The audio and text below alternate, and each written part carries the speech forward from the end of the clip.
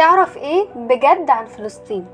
حكاية الصراع على فلسطين طويلة، وكتير فاكر ان حكايتها بدأت سنة 1948 زي ما كل القصص بتحكي.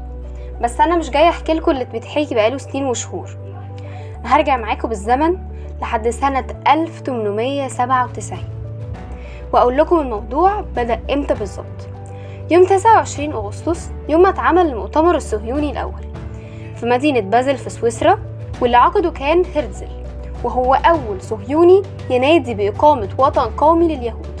وحتى قبل ما يقرروا إن فلسطين هي قرارهم أو الأرض اللي هياخدوها وطن ليهم، وفي سنة 1896 يعني قبل المؤتمر بسنة، كتب كتاب اسمه دولة اليهود.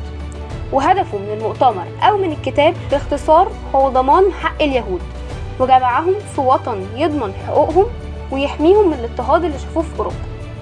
خدتوا بالكم من الاسم؟ دولة اليهود، دولة مش الدولة، يعني أي دولة، ما شرطش لا فلسطين ولا غيرها. وعلى مدار السنين انعقد مؤتمر في التاني، في التالت، في الرابع والخامس، ولو فضلنا العد مش هنخلص. المهم في كل مؤتمر كان بيكون في اتفاقات وقرارات ومفاوضات، زي المفاوضات اللي تمت مثلا مع السلطان عبد الحميد الثاني سلطان الدولة العثمانية انه يسمح بهجرة اليهود لفلسطين، وده لان فلسطين وقتها كانت ولاية عثمانية.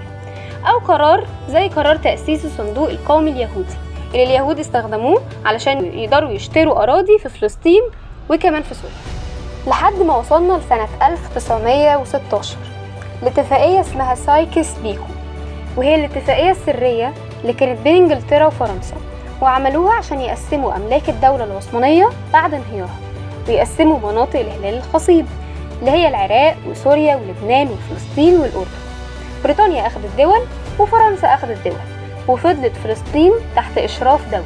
وبعد سنة إنجلترا عملت وعد بلفور سنة 1917، الوعد اللي وصفه الرئيس الراحل جمال عبد الناصر إنه وعد من لا يملك لمن لا يستحق، لأن هنا بريطانيا كانت بتوعد اليهود بأنهم هياخدوا فلسطين، ولا بريطانيا ليها الحق في فلسطين ولا اليهود ليهم الحق في فلسطين، بتوعدهم بحاجة مش بتاعتها. أراك توزع من مال أمك. وده البيان اللي أصدرته بريطانيا عشان تدعم فيه مطالبهم وتأسيس وطن قومي ليهم في فلسطين. وقالت فيه: تنظر حكومة صاحب الجلالة بعين العطف إلى إقامة وطن قومي للشعب اليهودي في فلسطين، وإنها ستبذل غاية جهدها لتسهيل تحقيق هذه الغاية. مش بس كده، بريطانيا في رسالتها قالت إن الحقوق المدنية والدينية للفلسطينيين مش هتتأثر، زي ما حقوق اليهود هتفضل برضو محفوظة. بس مش دي الصيغة اللي اتقالت بيها، لأنهم وصفوا أصحاب الأرض الفلسطينيين بأنهم طوائف غير يهودية فقط، وده كان الوصف اللي إنجلترا وصفت بيه.